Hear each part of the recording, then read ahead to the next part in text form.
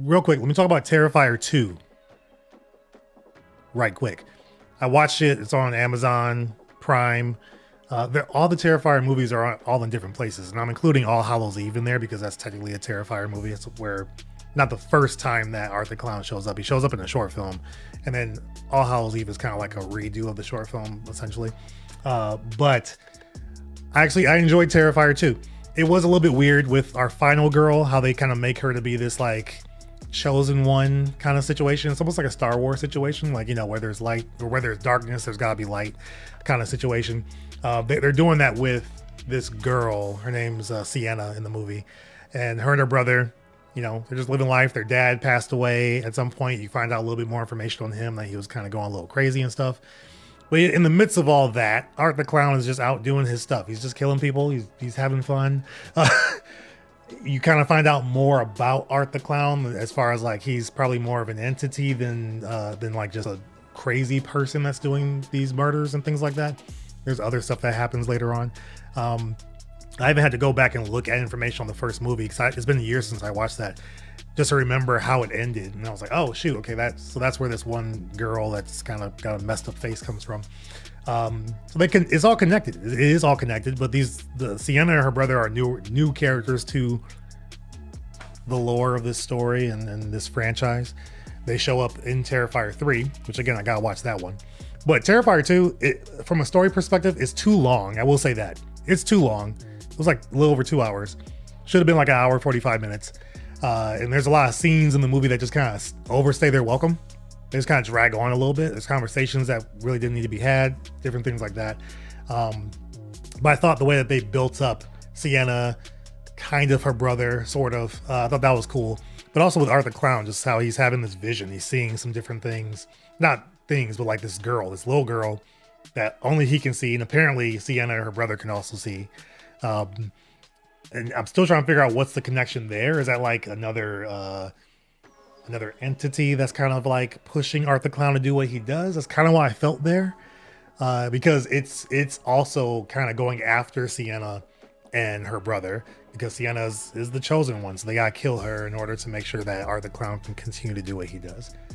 The way they go about the story is unexpected. I thought it was just gonna be him just going around killing people, and then eventually he kind of, you know, gets a little bit too over the top and does a little too much, and then, you know, someone takes him out.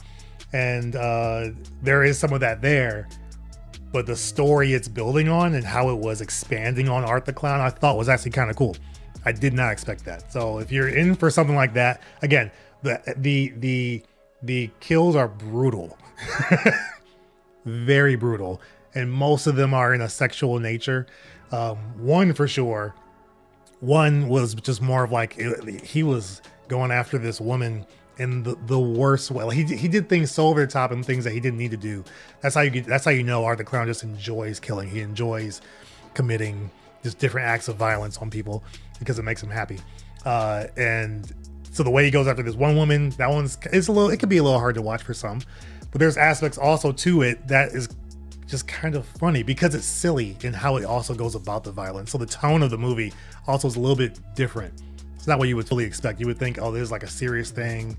Art the Clown is a serious villain that you should be very afraid of, and why you should be. There's things that he does that's like, oh yeah, he is a clown. So there's gonna be some moments that are like very kind of hilarious, to be honest. There's another one he does to a guy, another kill he does to a guy. I think it might be the only guy. No, there's like two guys that die in the movie. Most of the violence is towards women, which I thought was kind of like, So if that's not your thing, don't watch the Terrifier movies, that's for sure, because that's definitely apparent in the first movie. In this one, it's also there, and I'm gonna assume it's also in the third one, which I know in the third one there's like a kill with a chainsaw I've been hearing about. I'm like, oh my god, kind of need to see it. But there's a point where you're like, when is it too much? When is it too much? I know there's been some other controversial like conversations around Terrifier 3's violence as far as the depiction. There's a lot that goes on in this one too. So I'm surprised there wasn't more talk on Terrifier 2. Maybe there was, I just wasn't in tune with that that much because I hadn't watched the movie. But there is a point where it's like, is this a little bit too much? Is this a little bit too over the top?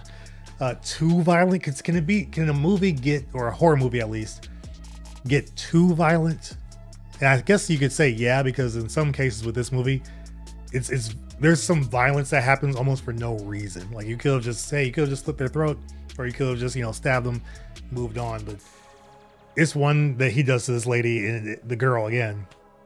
The mom shows up and sees it, and she's screaming, and it's just it's crazy. It's an acquired taste. That's what I'll say with Terrifier as far as those movies. Even All Hallows Eve, even though All Hallows Eve is more of like a VHS style type movie because it's an anthology with other stories. And then Terrifier and Terrifier 2 is just focused on Art the Clown and what he's trying to do, which is just kill and kill and kill. So it's a little bit nutty. Again, if Terrifier is, if you don't like movies where they go too much into the kills, they spend a lot of time on the kills. Like if Hostel kind of messed with you, you're not gonna like this movie, because this goes on another level than Hostel. If you remember those movies, this goes on to another level, and it's insane. But again, for me, I liked it. I liked it because again, it's over the top, it's ridiculous. Art the Clown is kind of funny. Never talks, silent villain, which is also kind of scary. And being a clown, that's scary in itself. But for me, it worked for me. Like I actually enjoyed it. It's just too long. It's a little too long, and it's doing a little bit too much. And so I'm wondering how Terrifier 3 kind of goes and how it ends. Because this movie, the second one, it has an end credit scene as well.